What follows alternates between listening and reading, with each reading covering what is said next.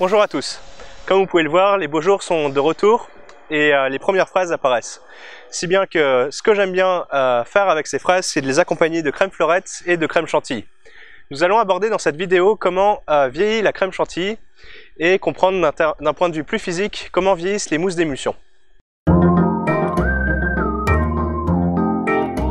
La crème chantilly est obtenue à partir de la crème fleurette. La crème fouettée est quant à elle de la crème fleurette à laquelle on injecte de l'air au moyen d'un fouet ou d'un siphon. Ce qui nous intéresse, nous, c'est plutôt de comprendre ce qui se passe lorsque l'on a préparé une chantilly, mais que l'on n'utilise pas tout de suite. En fait, une des questions que je me pose durant ma thèse est comment disparaît une crème fouettée au cours du temps. En langage de physicien, cela devient comment vieillissent les mousses d'émulsion. La crème chantilly est un exemple dans la vie de tous les jours de ce que l'on appelle une mousse d'émulsion. Il s'agit d'une mousse, c'est-à-dire d'un ensemble de bulles de gaz séparées par des parois liquides. La crème fleurette est elle-même une émulsion. Ce sont de petites gouttelettes de corps gras en suspension dans de l'eau. Ces gouttelettes de corps gras sont stabilisées par les protéines du lait, dont la caséine.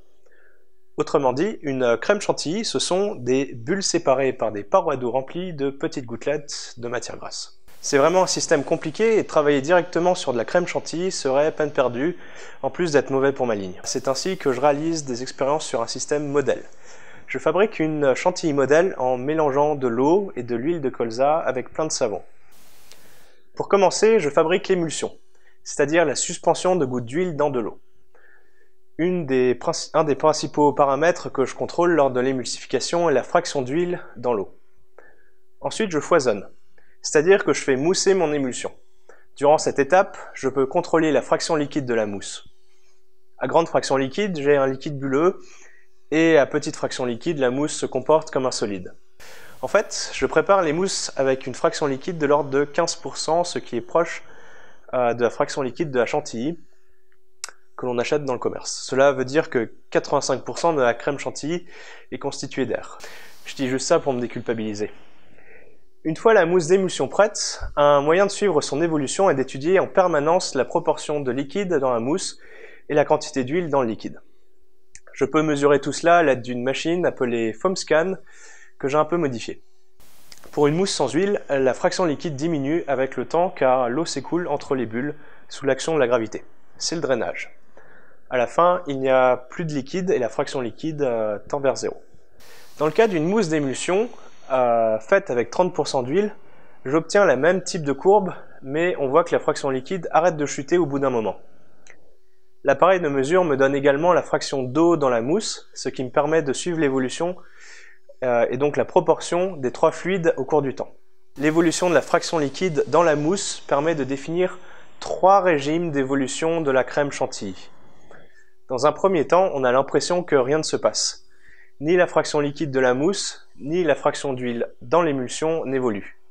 En fait, cette phase correspond à une étape de réarrangement des bulles. Le drainage constitue la deuxième phase d'évolution. Dans cette phase, la fraction liquide diminue et la proportion d'huile dans le liquide reste constante. Dans cette seconde étape, c'est la viscosité de l'émulsion qui pilote la vitesse à laquelle s'écoule l'émulsion. Soudain, le drainage se bloque et la fraction liquide devient quasi constante. Ce qui était cru pendant longtemps était que le blocage apparaissait quand la distance entre les bulles était égale à la taille des gouttelettes d'huile ou à la taille de plusieurs gouttelettes d'huile. En fait, c'est bien plus compliqué que cela car il faut prendre en compte le fait que les gouttes d'huile peuvent se coller les unes aux autres, elles peuvent se coller aux parois et elles peuvent également se déformer. Ce qui n'est pas le cas des mousses stabilisées par des particules dures où les sphères sont indéformables. Des images de microscopie confocale montrent clairement que le drainage se bloque quand les amas de gouttes sont très grands, mais difficile de savoir combien de gouttes il faut pour bloquer l'écoulement. Le blocage est essentiellement dû à une propriété d'écoulement particulière de l'émulsion qui s'écoule entre les bulles. On dit que les émulsions sont rhéofluidifiantes. Dès lors qu'il n'y a plus énormément de liquide à drainer et que l'espacement entre les bulles est de plus en plus étroit, l'émulsion est alors de plus en plus visqueuse, si bien que l'on entre dans un cercle vicieux qui fait que le drainage est bloqué. Une fois les canaux bloqués, ce n'est plus que l'eau qui draine, pendant que l'huile tente de remonter par différence de densité. Si on récapitule, le vieillissement des mousses d'émulsion suit trois étapes de déstabilisation. Dans un premier temps, les bulles et les gouttes se réarrangent. Dans la seconde étape, le drainage est piloté par la viscosité de l'émulsion qui elle-même dépend de la fraction d'huile et de la taille des gouttes. Dans la dernière étape, le drainage est bloqué par la propriété réofluidifiante de l'émulsion et ce n'est plus que l'eau qui draine. L'huile s'accumule de plus en plus et ce jusqu'à ce que la pression soit suffisante pour percer les films de savon qui délimitent les bulles.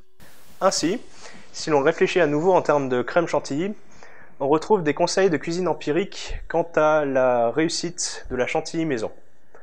Tout d'abord, il faut travailler la crème à froid pour que la viscosité soit plus élevée, ce qui permet à l'émulsion de drainer plus lentement. Deuxièmement, il faut travailler avec de la crème bien grasse pour les mêmes raisons. Enfin, on peut rendre l'émulsion plus visqueuse en utilisant un gélifiant commercial. En somme, dans nos cuisines, on peut principalement jouer sur la phase 2 de la destruction des mousses d'émulsion.